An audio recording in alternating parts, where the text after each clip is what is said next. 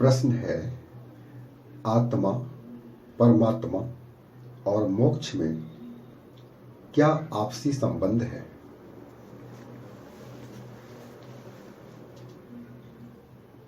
आत्मा परमात्मा के सबसे करीब और परमात्मा जैसा ही विशुद्ध रूप यदि किसी का है तो वह आत्मा है। लेकिन आत्मा भी पूर्ण सत्य नहीं। पूर्ण सत्य तो एकमात्र सच्चिदानंद पूर्ण ब्रह्म परमात्मा ही है। आत्मा, यदि आध्यात्मिक ज्ञान के बहुत गहराई में उतरोगे तो तुम्हें आश्चर्य होगा, आत्मा का कोई पृथक अस्तित्व है ही नहीं, सिवाय परमात्मा के और कुछ भी नहीं। इसे समझने के लिए पृथ्वी का उदाहरण ले लो।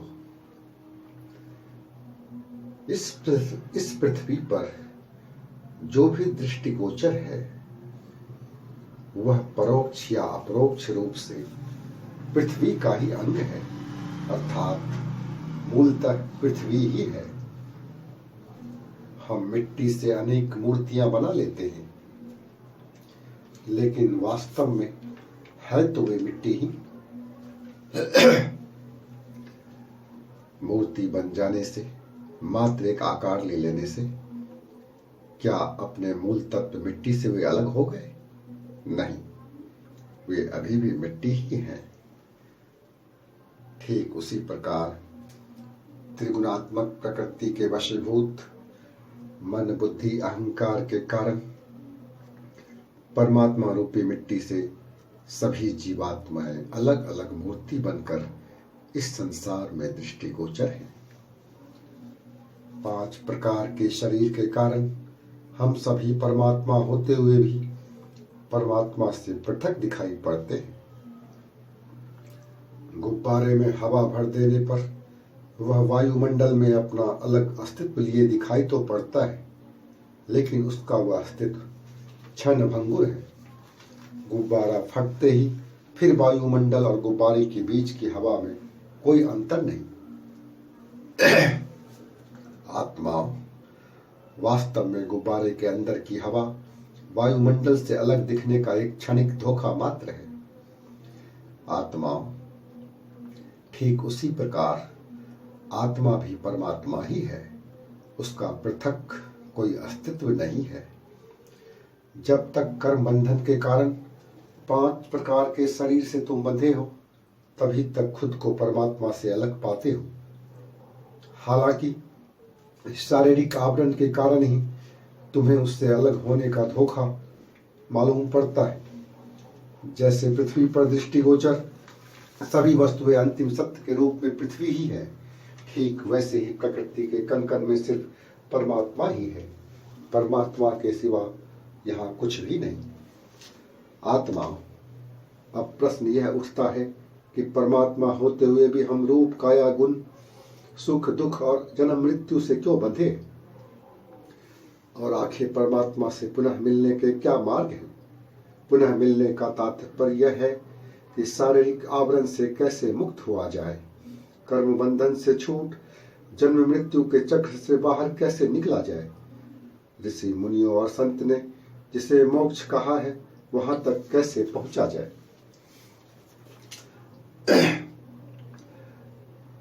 आत्मा ही परमात्मा का अंश है और आत्म स्वरूप को जान परमात्मा को जाना जा सकता है। हजारों वर्षों से संत और ऋषि मुनि हमें यह ज्ञान देते आए हैं, जो कि 100% सत्य भी है। बात वही है, मूल पृथ्वी से अलग मूर्ति के मूल को जान लिया तो पृथ्वी के मूल को भी जान लिया। गुब्बारे के अंदर की हवा को जान लिया तो वायुमंडल को भी जान लिया। अब यहाँ बात समझने की है। मूर्ति के मूल को जान लेने से पृथ्वी के मूल को जान लेना और मूर्ति का टूटकर पुनः मूल पृथ्वी से मिल जाना, दोनों अलग अलग घटनाएं, दोनों में भेद है। आत्मा परमात्मा से मिलने के लिए अपने आत्मस्वरूप से परिचित होना परमात्मा मिलने से पूर्व की घटना है। बगैर अपने आत्मस्वरूप को जाने कोई यह जान ही नहीं सकता कि जिस परमात्मा में उसे मिलना है वह सच्चिदानंद स्वरूप और पूर्ण सत्य है, और इस बात को जाने बगैर कोई भी जीवन मृत्यु के चक्र से क्यों छूटना चाहेगा। इंसान का तो स्वभाव ही है, ज्यादा पाने के लिए कम को छोड़ता है। उस परम सत्य से, उस परम सत्ता से, उस परम आनंद से जब तक वह परिचित ना हो जाए, इस माया रूपी संसार को छोड़ने के लिए तैयार नहीं होगा। और उस परम सत्य को, परम सत्ता को, सच्चिदानंद को, पूर्ण ब्रह्म को जानने के लिए आत्म स्वरूप को जानना आवश्यक है। उसके अंदर योग और भोग दोनों से मुक्त होकर उसमें मिल जाने की उत्कंठा उत्पन्न होगी, क्योंकि बगैर आत्म स्वरूप को जाने हमारे अंदर माया से अपने संबंध तोड़ लेने की प्रवृत्ति नहीं जागृत होगी, और जब तक माया से विरक्त होने की प्रवृत्ति जागृत न होगी तब तक हम योग और भोग दोनों से मुक्त ना हो सकेंगे। और परमात्मा में मिलने के लिए योग और भोग, सुख और दुख दोनों से मुक्त होना पड़ता है। और आत्म स्वरूप को जानने तक की यात्रा सिर्फ योग और आध्यात्मिक ज्ञान के मार्ग पर चलकर किसी सद्गुरु के मार्गदर्शन से ही पूरी की जा सकती है। आज धर्म और अध्यात्म के नाम पर जो भी कथाएं, लीलाएं, भजन, कीर्तन या अन्य उपासना की विधि प्रचलित है, वे सिर्फ परमात्मा की महिमा और उनका गुणगान मात्र है। ठीक वैसे ही जैसे जल को लेकर कथा कहानी बना हजारों पुस्तकें लिख दी जाए, सैकड़ों आरतियां लिख दी जाए, हम उसे रोज पढ़ें भी, गाएं भी, लेकिन उन सब से हमारी प्यास नहीं बुझ सकेगी। जबकि कोई व्यक्ति चाहे उन कथा कहानियों से अनजान रहे, आरतियां ना गाए, लेकिन किसी गुरु से सरोवर का पता पूछ वहां तक चला जाए तो सरोवर से परिचित हो जाएगा, निश्चय ही अपनी प्यास बुझा लेगा और तृप्त हो जाएगा। आत्मा, मेरे सामने बड़ी चुनौतियां हैं। मैं परम सत्य का दिया जलाने का प्रयास कर रहा हूं, जबकि लोग परमात्मा के नाम पर झूठ और पाखंड रूपी अंधेरे में मस्त हैं।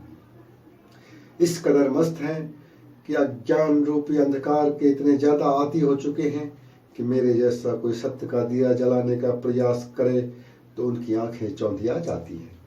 सत्य रूपी प्रकाश को वे नापसंद कर देते हैं। ठीक वैसे ही जैसे किसी सिनेमा घर में 3 घंटे अंधेरे में बैठे रहने के बाद अचानक बाहर की रोशनी में आने पर कुछ पल के लिए आपको असहजता होती है, आपको रोशनी पसंद नहीं होती, आप आंखें बंद कर लेते हैं। आत्माओं, मुझे जो रोल मिला है वह तो मैं करूंगा ही, आगे परमात्मा की मर्जी।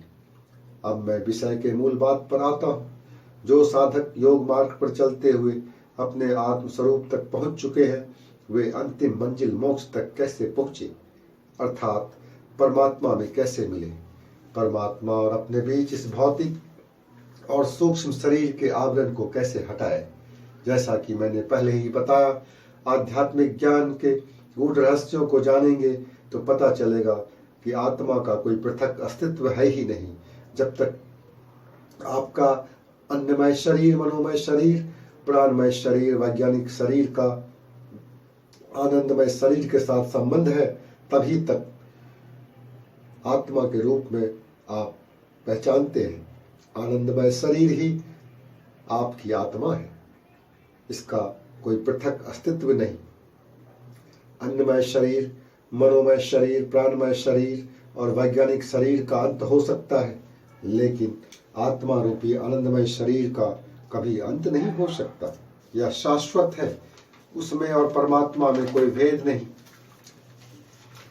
सिर्फ शरीर का आवरण होने के कारण यह परमात्मा से पृथक हो गया है, परंतु अंश उसी का है।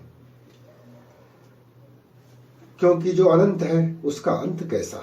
इसीलिए श्री कृष्ण ने गीता में कहा है कि आत्मा की कोई मृत्यु नहीं, यह सिर्फ शरीर बदलती है। आत्मा, अब बात करते हैं मोक्ष प्राप्ति के उपाय की। परमात्मा से मिल जाने की, अर्थात सभी प्रकार के शरीर से मुक्त हो जाने की। अन्नमय शरीर को नष्ट होते अर्थात लोगों की मृत्यु होते तो हम रोज ही देखते हैं, लेकिन मनोमय शरीर, प्राणमय शरीर, वैज्ञानिक शरीर और आनंदमय शरीर के साथ मिल कर्म बंधन और संस्कारों के आधार अनुसार हम पुनः अन्नमय शरीर प्राप्त कर लेते हैं और इसी कारण हमें बार बार जन्म मृत्यु के चक्र से गुजरना पड़ता है। आत्माओं, इनसे मुक्त होने के लिए अन्नमय शरीर के रहते हुए आपको मनोमय शरीर को समाप्त करना होगा, शिथिल करना होगा, अर्थात माया रूपी संसार से आसक्ति, राग, द्वेष, सभी तरह की इच्छाओं, कामनाओं को त्यागना होगा।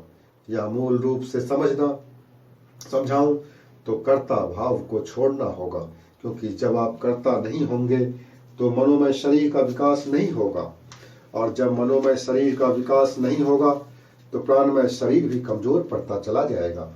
और वैज्ञानिक शरीर तो सिर्फ प्राणमय शरीर और आनंदमय शरीर, जिसे कि आप आत्मा कहते हैं, के बीच जोड़ मात्र है। अर्थात योग मार्ग पर चलते हुए, तप, त्याग और भक्ति का सहारा लेते हुए जब हम मनोमय और प्राणमय शरीर को शिथिल कर देते हैं तो उसका संपर्क आनंदमय शरीर से टूट जाता है, अर्थात गुब्बारा फूट जाता है, अर्थात मिट्टी की मूर्ति पुनः क्षणभंगुर होकर टूटकर मूल पृथ्वी का हिस्सा बन जाते हैं। आत्मा, यही मोक्ष है, यही मुक्ति है, यही परमात्मा से मिलन है। परमात्मा आप सभी को आध्यात्म के मार्ग पर चलने की शक्ति प्रदान करे। इन्हीं शुभकामनाओं के साथ परमात्मा के स्वरूप आप सभी आत्माओं को नमन करता हूँ।